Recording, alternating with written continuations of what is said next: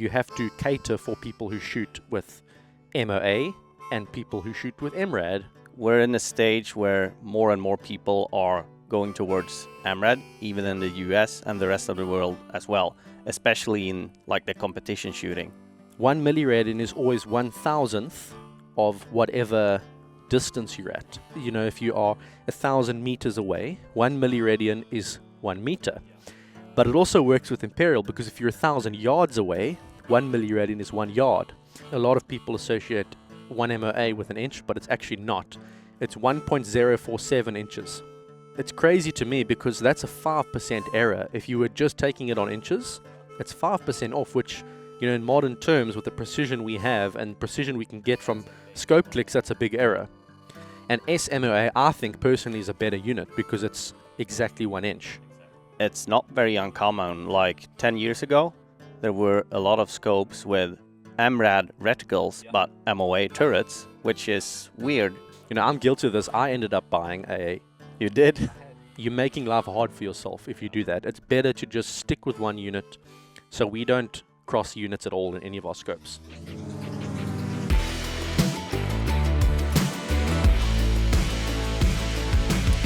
Hello and welcome back to the Element Optics podcast. Matt here on the mic. Today we're going to be talking about something that you will have to think about every single time you purchase a rifle scope, and that is what units to choose, MOA or MRAD. What's the difference? Where does one shine over the other, and what would you consider or should you consider when purchasing a rifle scope? But first, I'm going to introduce the other guy on the mic because he's an integral part of what we do at Element Optics and someone that I work with on a day-to-day basis, and that is Peter. Yeah. Hey guys. So yeah, I'm Peter. I'm a part of the development team here at Element Optics together with Matt. I'm involved from the start till the end until we launch a new product. I also do a bit of customer service. Yeah, that's basically what I do. Peter's known for having attention to detail that not all of us have. You know, we might like glance over something, but Peter will always pick up anything that's not quite right before we launch. And so Peter's the guy who will test the heck out of everything, find stuff that doesn't work. Yeah, and sometimes take it too far. I mean, Yeah. So we work well together because Peter will find stuff, and then eventually we'll say, okay, Peter, I think we're ready to go, and we'll get it out. And it's a really good combination. And since Peter's come on board, we've brought out a lot of products that have his fingerprints all over them. But one of the things that we have to consider when we develop a new product is, firstly, you know, what SKUs to make the product in, as in how many variants of the product, and that might be like different reticle designs, but a big part of that is, you know, you have to cater for people who shoot with MOA and people who shoot with MRAD. You know, there'll be certain models where we just choose one or just choose the other, depending on what we're trying to do, but many of them will do both. And that begs the question, why would you have both? What are those units? And why would you want to choose one over another? Yeah. And when we started at Element, it was quite interesting because I always associated MOA with Imperial units in America, in the UK, and always associated MRAD with metric. Yeah. But we've learned that it doesn't always correlate like that, you know. Yeah, exactly. People in the US still uses MRAD, and it's kind of weird to me, but, you know, because I'm a metric guy, I use MRAD, very easy to use, but yeah, obviously, even in the US, we still sell a lot more of the MRAD scopes. Yeah. Someone told us when we started that we should expect about 90% MRAD globally. Yeah. And I was like, surely not. I always thought in the US that would be mostly MOA, but it's not the case. And we'll get into a little bit why. But first, I think one of the hardest things to explain to someone who hasn't shot before is what an angular unit of measurement is. Yeah. And you think, you know, why don't you just use like centimeters or inches in a scope? And that's because it doesn't work like that. You know, you're looking through a reticle that at a certain distance a marking will span so much, and if you double the distance, it spans double. Yeah. So you have to find a name for those angular units of measurement, and the best way that I've thought about how to describe this, and the best way I can describe it is if you had to like point ahead and the people on YouTube will see this, but you'll have to just imagine if you're listening, if you point ahead and then you do like the whole air guitar thing and you make a circle all the way around. Yeah. With 90 degrees being straight up, 45 degrees being there, minus 45 being there. That is your 360 degree circle. And then, that's an angular unit of measurement. Yeah. You're dividing that up. And looking into it a bit more, let's start with MOA. A minute of angle or minute of arc, is essentially a 60th of a degree. So if you take that 45 degrees, you divide it by 45, you get 1 degree, and then you divide that by 60, that's 1 MOA. It's a small unit. Yeah, it is. It makes sense because a minute in, time sense is 60 seconds. So it's divided by 60. Yeah. And then obviously click value, we normally divide that into quarters, which is something that, if you think about the imperial units, you don't divide inches into tenths, you divide them into quarters. So yeah, that's right. It's a bit easier for imperial guys to understand. Yeah.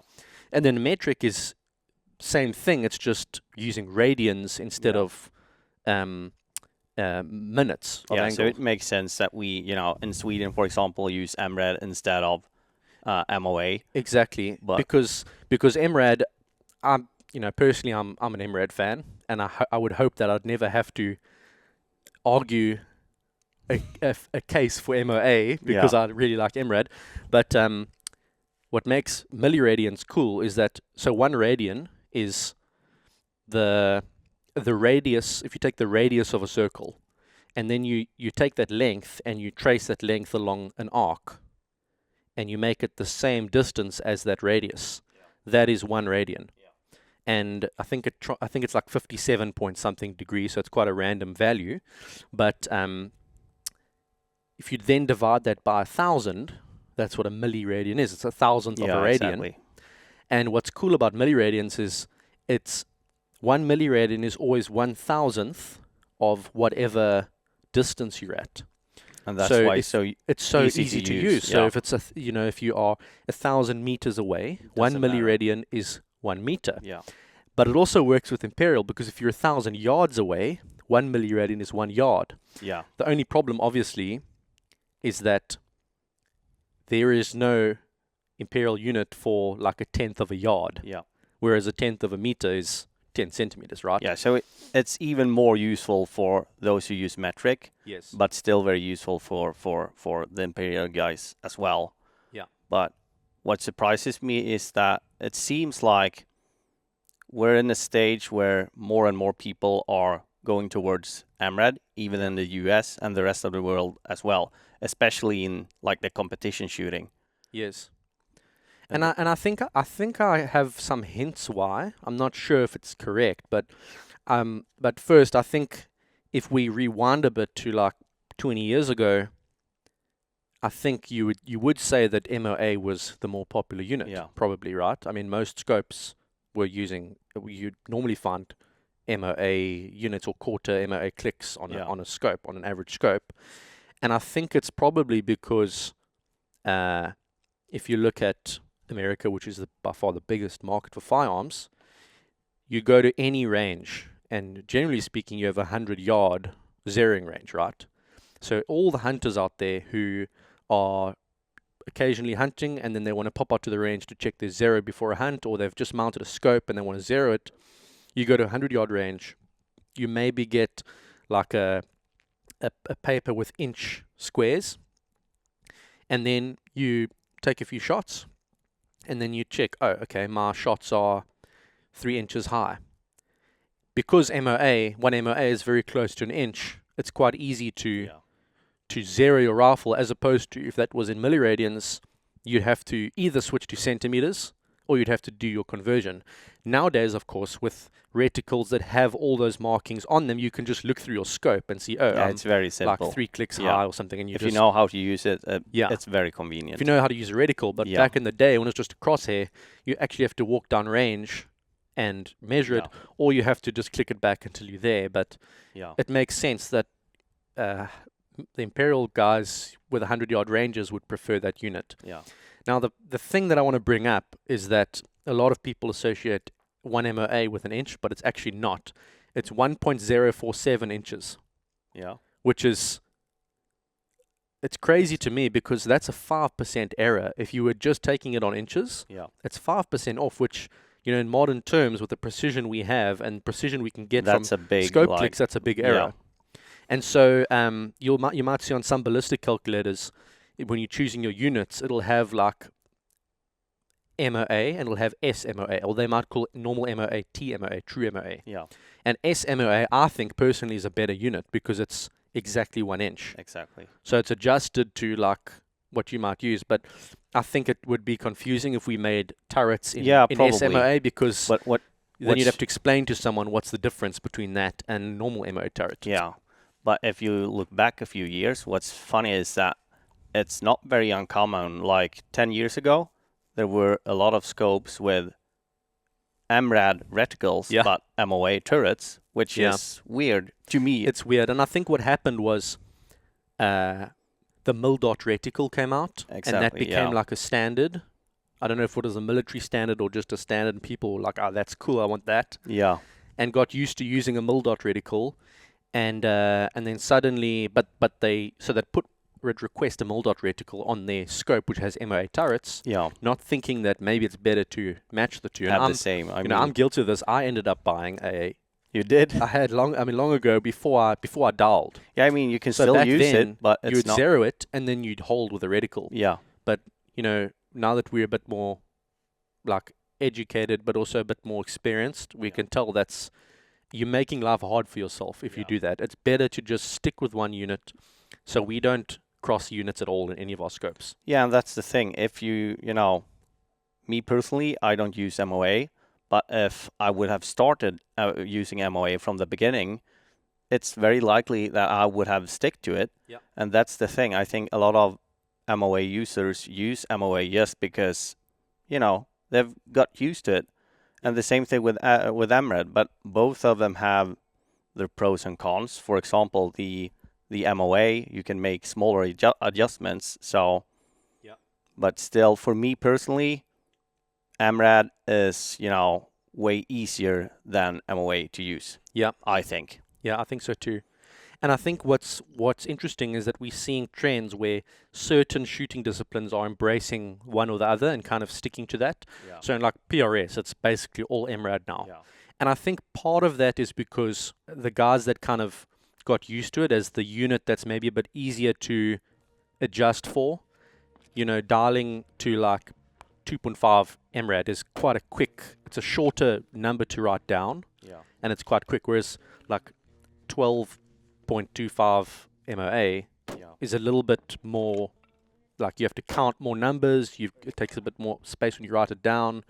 And I know, for example, the way the wind holds work on reticles and stuff, MRAD just seems to be the unit that is easier to use. Yeah. So the guys that were getting used to that were probably scoring higher, and so this whole culture of like using MRAD started, and it just took over. Yeah, and if 90% are using MRAD, it's probably, you know, it's easier to use the same as everyone else, because if you have a spotter that uses MOA and yourself you are using like MRAD, it's becoming a bit complicated. Yeah, or you know, the rest of your squad when you're shooting was like, oh, I had to hold 4/10 for that. Yeah. And you're thinking, oh, well, I have to convert that because I'm shooting a different unit. Yeah, if you're speaking the same language, it becomes much more easy. Yeah, exactly. But I suppose I know there are certain disciplines where MOA is still king. Yeah. And what I've noticed is it's generally disciplines that are, you're engaging a target at a set distance and you're not necessarily dialing back and forth all the time.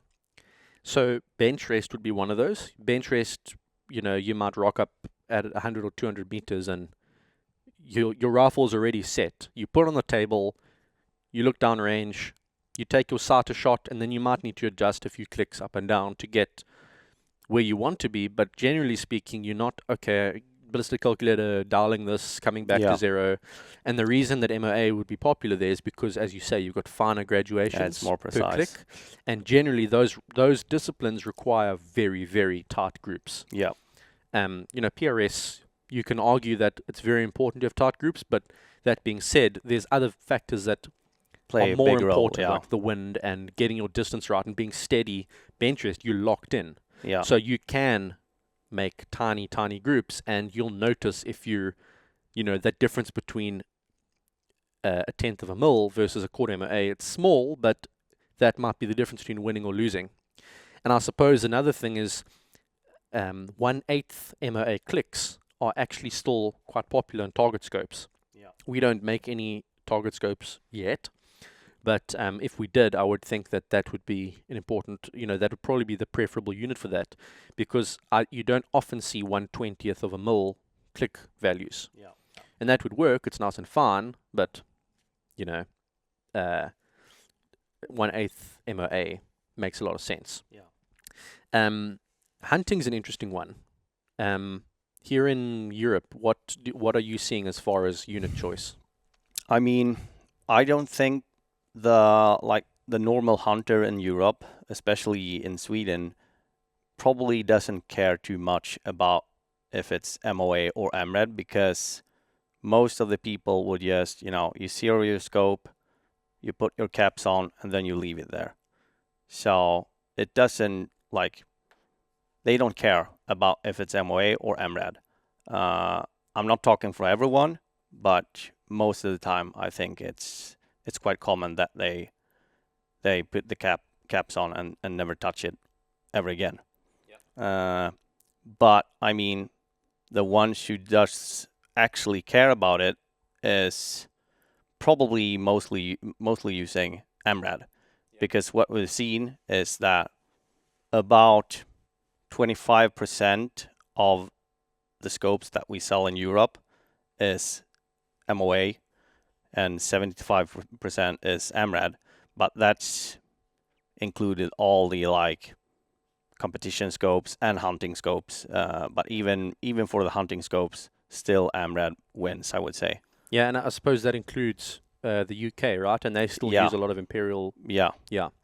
So I would say then a big factor if you're a hunter, let's say you're using a very simple reticle, or even like a BDC reticle, which is more based on bullet drop and actually has nothing to do with MOA or MRAD.